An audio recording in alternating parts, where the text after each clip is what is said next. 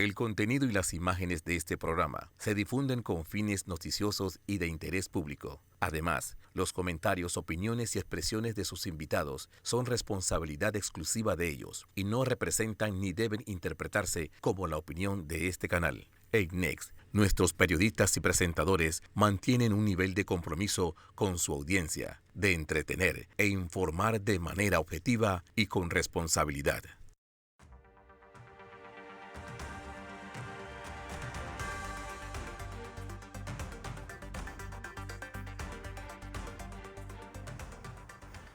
Jueves 4 de noviembre, 7:30 de la noche, hora de ver Hablando de Frente. Gracias por recibirnos en sus casas y cuando no puedan sintonizarnos, recuerden que estamos en las redes de YouTube y de Vallarino Panamá. Acuérdense siempre de suscribirse y activar la campana, que eso les va a sacar los programas cada vez que nosotros los subimos. Yo hoy quiero empezar con una incidencia, con algunas incidencias, entre ellas pues felicitar a nuestro país. Es Día de la Bandera, lo que nos representa a nosotros, lo que reconoce cada panameño en cualquier rincón del mundo donde esté, esa bandera hermosa que en el lugar en que nosotros estemos, eso nos une. Y eso es importante que la gente entienda la diferencia entre tres trazos de tela rojo, azul y blanco versus una bandera, y está en su significado. Por esa bandera se han hecho muchas luchas, incluso la del 9 de enero de 1964. Con esa bandera se ha representado el país desde el 3 de septiembre, 3 de noviembre de 1903. Así es que nos une como panameños. La vemos, esa bandera, la llevamos con honor cada vez que vamos a los partidos de nuestra gloriosa Marea Roja, de nuestra selección. Entonces lo que representa mucha unidad y representa también valores muy particulares que deberíamos tener los panameños y debemos trabajar muchos en ellos para unirnos como nación en vez de ver lo que nos pueda dividir. Importante en este mes de la patria ver un tema que me tiene con alguna preocupación. Lo he tocado en mis redes sociales, lo toqué con anterioridad. Ahora más tarde me voy a referir al tema del juicio, que sé que algunos lo quieren oír porque ya el lunes vamos a los alegatos finales y viene la decisión entre lunes y martes. Tenemos la decisión de manera formal, ya el lunes son los alegatos. Pero antes de entrar en ese tema, yo quiero referirme a algo que entiendo peligroso. Yo incluso me tomé la libertad de llamar al presidente de la República por este caso y le he pedido que, y me ha dicho que así se va a conceder el espacio para poder generar una discusión sobre la ley de extinción de dominio. Es una ley que a criterio de este jurista es una ley peligrosa a decir no más, sobre todo para proponerla en Panamá. Las personas que la están proponiendo pueden tener buena intención. Yo no voy a discutir en esto que haya una mala intención del ministro Pino, ni que sus intenciones particulares sean unas malas intenciones, ni que tenga intenciones políticas. Lo que yo sí necesito que el ministro Pino entienda, y también el presidente de la República, es que uno propone leyes en gobierno para que rijan también cuando uno va a estar en oposición. Eso quiere decir hacer leyes que tengan balance. Esta ley en Panamá no es la primera vez que yo estoy enfrentándome a leyes que puedan ser un problema para la forma en que se implementan en Panamá. Yo estoy posiblemente desde el 2007, participé en la Asamblea desde que Jerry Wilson era quien presidía la Comisión de Gobierno de la Asamblea, y con esto le quiero decir que van más de 14, 15 años en esto. Desde que se hizo el nuevo Código Penal, participamos para hacer el nuevo Código Procesal Penal. Estuve en la Asamblea, de hecho hasta tuvimos posiciones contrarias en su momento con el propio gobierno de Ricardo Martinelli, en ese momento el ministro Mulino, que también tenía una muy buena intención detrás de eso, pero nosotros le decíamos, señor, esto que está aquí Panamá requiere balances. No se puede pasar todo porque el Ministerio Público quiere hacer, porque el Ministerio Público quiere hacer, porque el Ministerio Público dice que necesita esta herramienta.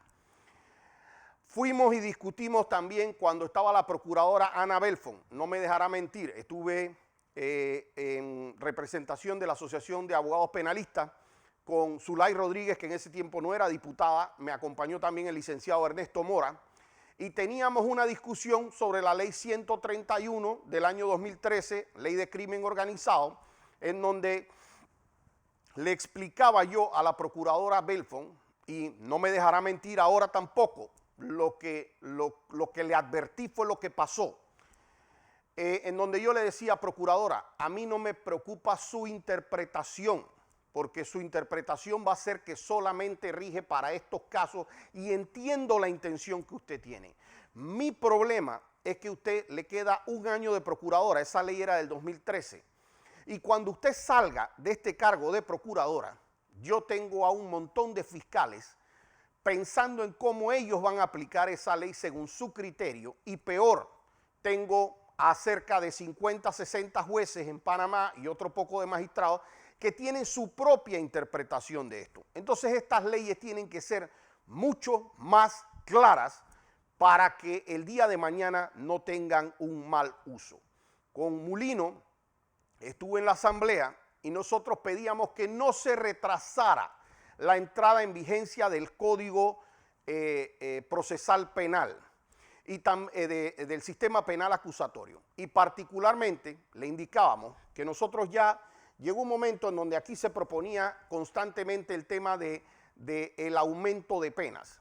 Y yo me acuerdo haber ido a la asamblea con 23 leyes en donde habían subido las penas de diferentes cosas. Y yo le explicaba a los diputados y les decía, miren, a ver, primero empecemos por ver que en otros países que no han resuelto este tema con la penalidad, tienen pena de cadena perpetua y algunos tienen pena hasta de muerte y no resuelven con ese tema nada.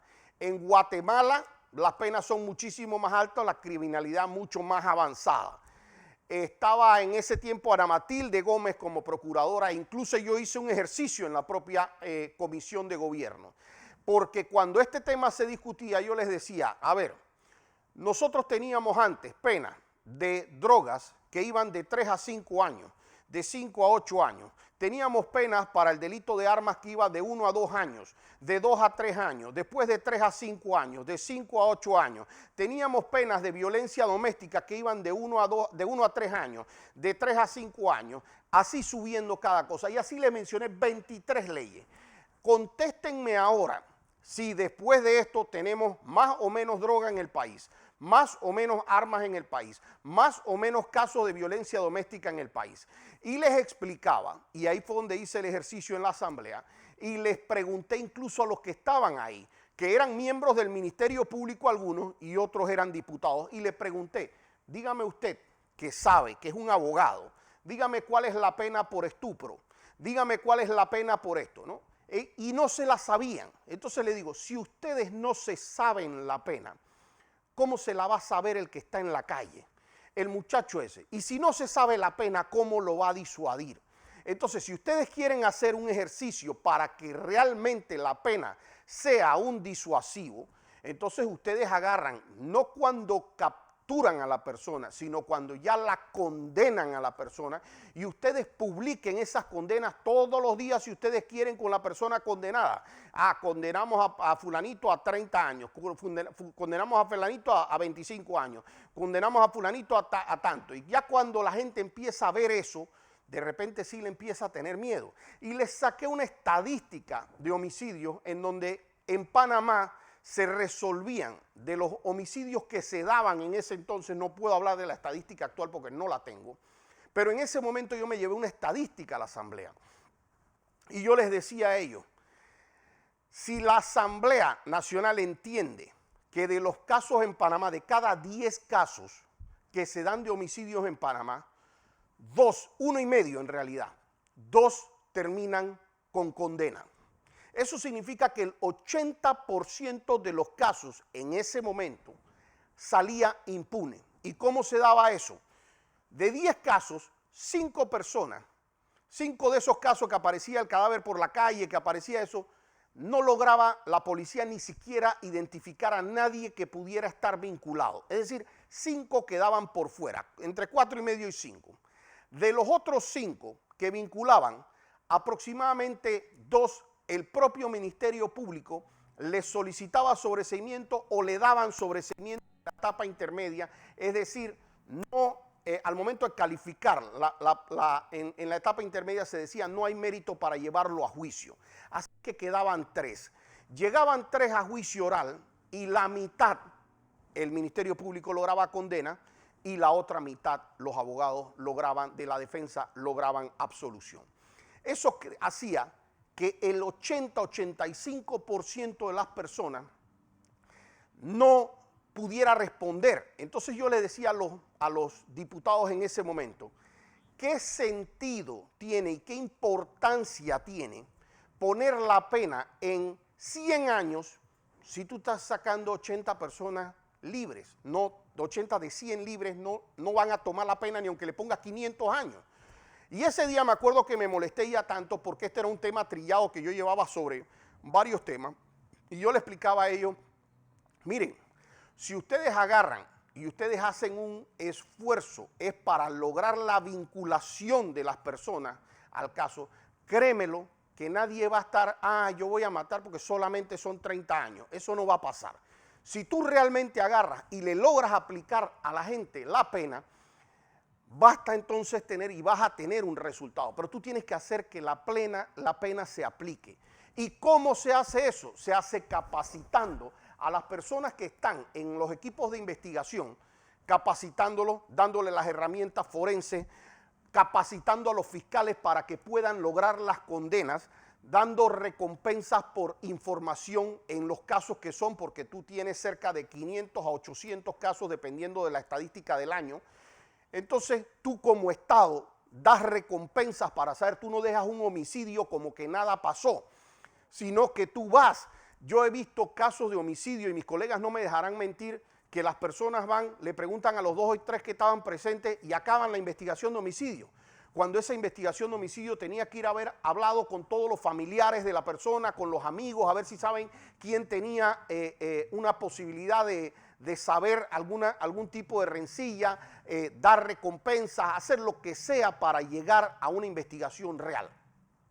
Si esa estadística subía y si a la gente se le meten, como decimos en buen panameño, los pelos para adentro, porque se están logrando, en vez de 2 condenas, se están logrando 4, 5, 6 condenas, entonces el Estado empieza a hacerse sentir. Si en vez de publicar, como publican todos los días, se le aplicó una medida cautelar a fulanito de tal, sin tener las evidencias en contra de esa persona. ¿Y qué pasa? Que después pasan 3 meses y esa persona sale libre. Y cuando sale libre, muchas veces porque realmente no habían evidencia en contra de esa persona, se lleva una errónea percepción a la población diciendo, mira, el fulanito estaba por homicidio, nada más tuvo 3 meses y salió. Cuando en realidad ese mensaje es errado.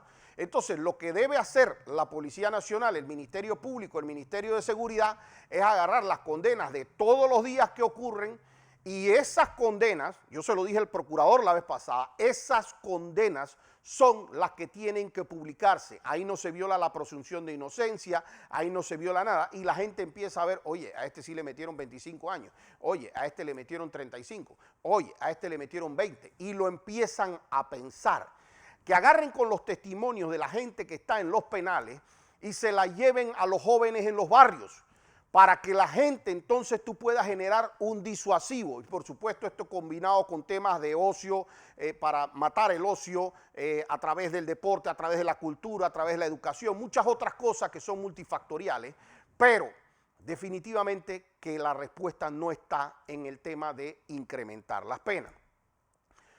Me ha tomado muchos años para que varios de estos funcionarios con los que vi en la asamblea me digan, Alfredo, tenías razón.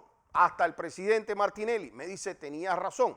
Hoy día lo comprende muy bien cómo son estos excesos del Ministerio Público.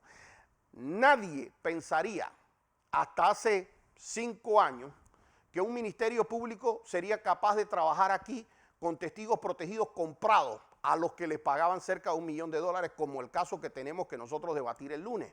Nadie podía creer que aquí se hicieran informes falsos como se hacen a cada rato. Nadie podía creer que un fiscal sepa que tiene evidencias falsas y las oculte. Pero eso está pasando en nuestro país. Y hasta que nosotros no tengamos una ley que se implemente, no es solo la ley, sino que se implemente, que haya una carrera judicial activada, real, que los jueces no dependan del dedo de su superior, porque si el juez depende del dedo del superior, el superior puede presionarlo. Pero no podemos poner a cualquier juez tampoco ahí. Tiene que llegar producto de sus méritos, y tiene que mantenerse producto de capacitaciones, de formaciones, tiene que pasar exámenes, como se pasa en Estados Unidos el bar exam cada 2 años. Aquí los jueces tienen que mantenerse actualizados en la normativa. Juez que no me pasa el bar exam de 2 meses queda suspendido hasta que lo pase y tiene 3 meses para pasarlo y si no queda fuera. Y lo mismo tiene que hacerse con los fiscales. Porque es que si yo tengo fiscales de a dedo que responden directo al procurador, el procurador es el que decide lo que se hace. Y si tengo un procurador como el que tengo actual, que puede ser una persona capacitada, no quiero decir que no lo es, pero el procurador ahora mismo, y esto en beneficio del procurador lo que yo digo, tendría una de dos, o que le nombren el reemplazo o que lo ratifiquen. Porque si no se le nombra el reemplazo al procurador, el procurador también tiene el cuchillo puesto aquí en el cuello, porque el ejecutivo le puede decir al procurador, o tú haces esto o mañana te nombro tu reemplazo arriba, y eso significa que estás votado como procurador. Entonces es muy peligroso esto en la justicia. Y ahora esta ley de extinción de dominio. Me perdí por las ramas para que ustedes me entiendan a dónde voy. Esta ley de extinción de dominio es peligrosa porque usted puede ser procesado en un caso, usted puede salir inocente y ya le pueden haber vendido sus bienes. Ya le pueden quitar los bienes aunque usted salga inocente del caso, porque ese es un proceso patrimonial con responsabilidades distintas y aunque usted no tenga una responsabilidad penal, le pueden quitar sus bienes. Usted puede incluso no estar vinculado al caso penal porque usted era el dueño del apartamento y en el apartamento que usted alquiló a otra persona, ahí apareció de repente alguien con droga o alguien apareció con unas armas o alguien y usted era el que lo alquilaba. Bueno, a usted también le pueden ir a quitar sus bienes y eso va a generar un debate. Entonces es falso que esta ley, como fue falso la ley 131 del 2013, que se decía que era para atacar solamente el tema del narcotráfico. Ya nosotros vimos esa ley metida claramente en la política. Cuando aquí se iban a ver los casos de corrupción, anticorrupción, los casos de peculado y muchos otros más, decían es que está en reserva. Y no se le mostró el expediente a las personas basado en esa ley 131 que según ellos se había creado era para perseguir el crimen organizado.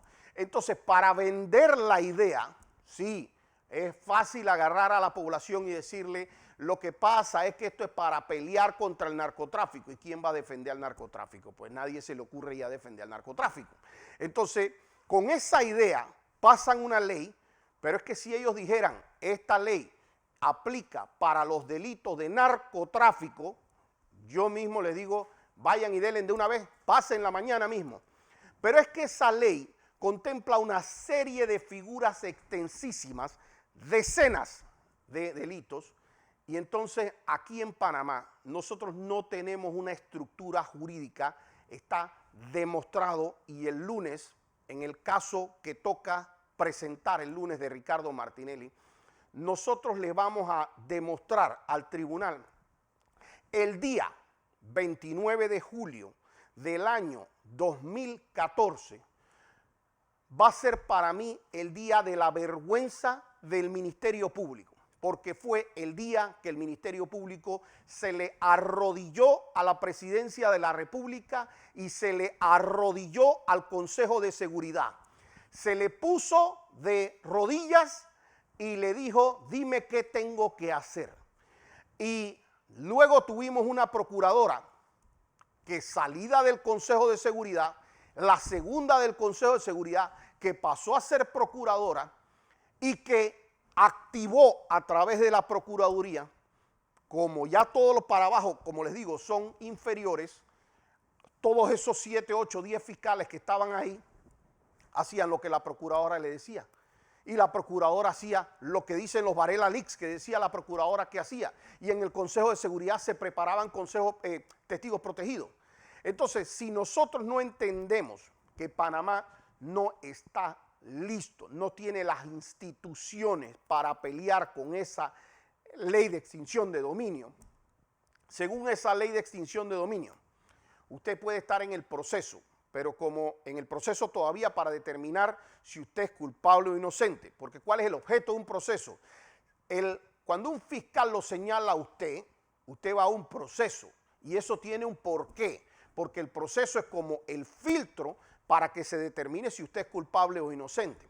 Si no, no tiene sentido que exista el proceso, porque bastaría que el fiscal diga esa persona es culpable y esto se acabó. Pero en Panamá y en todos los sistemas del mundo existe una cosa que se llama debido proceso. Y entonces usted tiene derecho a un juicio, en donde el fiscal dice lo que a él se le ocurre decir y usted con su defensa dice lo que usted quiere y un tercero dirimente llamado juez o tribunal es el que decide quién tiene la razón. Entonces usted a través de ese proceso, a pesar de que usted lo hayan señalado de lo que quieran, usted tiene derecho a defenderse. Nosotros hemos visto en este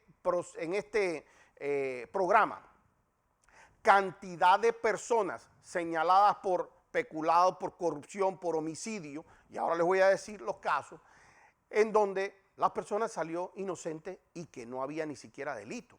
Les puedo decir, y ahora viene en noviembre el caso de la masacre del búnker, pero ustedes vieron cuando agarraron a ese muchacho, al primero que agarraron, dijeron que ese era el homicida y hubo un fiscal y agarró y lo procesó y ese era el homicida. Entonces, si no hubiera habido un proceso para poder determinar si esa persona era como pasó con los dos muchachos del Banco General de la señora Chanis, también inocentes. Entonces, y cuando yo les digo esto, yo les estoy hablando de cientos de miles de casos. Pero ¿qué pasa? Un proceso para determinar si usted es culpable o inocente puede tomar años. Entonces a usted le agarran, mientras usted lo están procesando, de acuerdo a esta ley de extinción de dominio, en otro proceso aparte. Así las cosas estén a nombre de sociedades, de fundaciones suyas, de la abuela, del papá, del tío, ¿verdad? Ellos pueden agarrar eso y si usted tiene, por ejemplo, ganado, si usted tiene una tienda, si usted tiene, ellos pueden decir, no, lo que pasa es que eso se va a dañar. Así como se va a dañar, véndanlo. Esos carros se van a dañar, véndanlo. Esas casas se van a deteriorar, véndanlas. Y las venden en los remates más ineficientes que hay para obtener los dineros. Y si usted logra ganar en el proceso patrimonial, entonces eso es lo que supuestamente le devuelven. Entonces, esa ley, que vuelvo y digo, creo que las personas que la están presentando, ojo, no tienen una intención política, como creo que no lo tenía Nabelfon, como creo que no lo tenía Mulino, como creo que no lo tenían. Pero abran el debate para que nosotros podamos decirle, los que llevamos 20 años ejerciendo en el camino penal, cuáles son los riesgos que ellos mismos van a tener cuando salen de sus puestos, porque es que en 2 años y medio ya no van a estar en sus puestos. Entonces que piensen qué va a pasar cuando eso ocurre. Voy a referirme un momentito, estoy chequeando el tiempo, al caso Pinchazo. ¿Qué hemos tenido en el caso Pinchazo? Se acabó la etapa probatoria. Últimos testigos de la defensa fueron miembros del Consejo de Seguridad, quienes fueron allá y dijeron, en efecto, fuimos presionados desde el día 1, mucho antes que empezara el proceso, para que se mencionara a Ricardo Martinelli. Y eso lo dijeron miembros del Consejo de Seguridad, que en su momento eran testigos de la propia Fiscalía y que la Fiscalía en esta ocasión no se atrevió a traerlos como los llevó la vez pasada a los juicios. Un perito que señaló lo que ya han visto ustedes en los videos, admitido por el propio Rolando López y admitido por el propio testigo protegido, que es que los archivos que aparecen ahí fueron creados por Rolando López, la computadora de Rolando López. No hay discusión sobre eso. El tribunal ha dicho, no hay contradicción sobre eso. Yo quiero que ustedes entiendan un poquito, porque la vez pasada traté de explicarlo y no logré profundizar. En el contrainterrogatorio, ¿por qué se le pregunta a la gente sí o no? ¿Lo vio sí o no? Eso se pregunta de esa manera, porque a nosotros nos llevaron 20 testigos. Usted tiene 4 pilares con los que usted prueba algo: documentos, evidencias físicas, las pericias y los testimonios. Si usted no presenta evidencia porque no la presentaron, si los documentos no lo mencionan, si los peritos dicen que no encontraron nada en contra suya, usted necesariamente queda con los testimonios. Y si usted me lleva 20 testigos y los 20 dicen, yo jamás vi a Ricardo Martinelli hacer nada, no solo las víctimas, sino ninguno del Consejo de Seguridad, ni la presidencia, ni nada, pues creo que queda clara la no vinculación y la insuficiencia probatoria. Ahora, ¿cómo funciona el tema de las preguntas? La fiscalía, cuando lleva un testigo, o la defensa cuando lo lleva, cuando usted es el que presenta al testigo, usted no le puede hacer preguntas cerradas. ¿El carro era azul, sí o no? ¿Y usted vio cuando le disparó, sí o no? Porque eso serían ir guiando al testigo. Yo le puedo decir, usted contésteme sí a todas las preguntas que yo le haga, y yo le digo, ¿usted vio a Pedro? Sí. ¿Le disparó? Sí. Sí. Entonces usted lo puede guiar y usted es el que presentó el testigo. Entonces, a la parte que lo presenta, se le permite hacer preguntas abiertas y que no sean sugerentes y que tengan que ver con el tema, que sean pertinentes. Entonces, uno lo que le pregunta es, dígame qué ocurrió, cómo ocurrió, dónde ocurrió, qué fue lo que ocurrió. Entonces son preguntas abiertas y el testigo es el que desarrolla. Cuando el testigo dice, sí, porque a nosotros Martinelli nos pinchó y tal y cual, tal, si es que lo llegara a decir eso el testigo, toca a la defensa, es que el testigo explique la razón del dicho. Es decir, en qué se basa para decirlo. Entonces uno tiene que preguntarle a ese testigo que diga eso, uno tiene que preguntarle, ¿usted alguna vez estuvo allá? ¿Sí o no? No. ¿Usted lo vio? ¿Sí o no? No. ¿Usted lo oyó? No. ¿Usted lo olió? No. Entonces, ¿de dónde saca usted esta información para que la persona al final terminan diciendo cosas como en efecto ocurren? Lo que pasa es que yo he estado viendo los medios de comunicación. Entonces su información sale de los medios de comunicación, ¿sí o no? Sí. Y ya el tribunal entonces sabe lo que tiene que hacer con esa información. Ahora, si yo lo cierro como defensa, después que se da el interrogatorio, que es las preguntas abiertas que le digo, viene el contrainterrogatorio, que es cerrado y puede ser sugerente, como ustedes lo vieron. ¿Pasó esto sí o no? Pero si una persona, vamos a poner que a mí me preguntaran, ahora en día, yo voy a juicio y me preguntan a mí, usted, yo digo, porque es que esos correos se hicieron en la computadora de Rolando López. Entonces viene el contrainterrogatorio y me preguntan a mí, ¿usted, Alfredo Vallarino, lo vio sí o no? No. ¿Usted, Alfredo Vallarino, vio cuando él copió los correos? No. Eso es porque me están preguntando sí o no, así es que yo digo no. Pero hay un ejercicio que viene justo después y se llama el redirecto, que le corresponde a quien presentó el testigo. Y entonces eso se le llama el rescate del testigo. Entonces viene la persona que me está interrogando a mí y dice, señor Vallarino, a pregunta de la fiscalía, le preguntaron si usted había visto al señor Rolando López pasar esos archivos. Y usted dijo que no. Sin embargo, cuando se le preguntó anteriormente, usted dijo que había sido el señor Rolando López. Usted puede explicarme esa contradicción. Y es una pregunta abierta. Entonces yo vengo y digo, sí, espérate, yo no lo vi cuando copió, pero yo sí vi un video y yo estuve presente en el tribunal cuando él admitió que se había hecho en su computadora. Vi al testigo protegido cuando leyó cada archivo que estaba en su computadora. Vi los archivos digitales que decían Rolando López, cada uno. Vi al perito cuando dijo este tema de Rolando López. Entonces yo explico cómo yo tengo conocimiento de eso. Pero si cuando a mí me preguntan, ¿lo vio o no lo vio? Y yo digo, no. Y la fiscalía no tiene más nada que le conste, entonces lo más probable nosotros logremos el resultado que estamos bastante convencidos que vamos a lograr el día lunes, que nos toca hacer los alegatos finales y que esperamos tener una decisión entre lunes y martes y estar debatiendo este caso el próximo jueves. Los veo a todos el próximo jueves. Felices días patrios a las 7:30 el próximo jueves aquí en esta pantalla.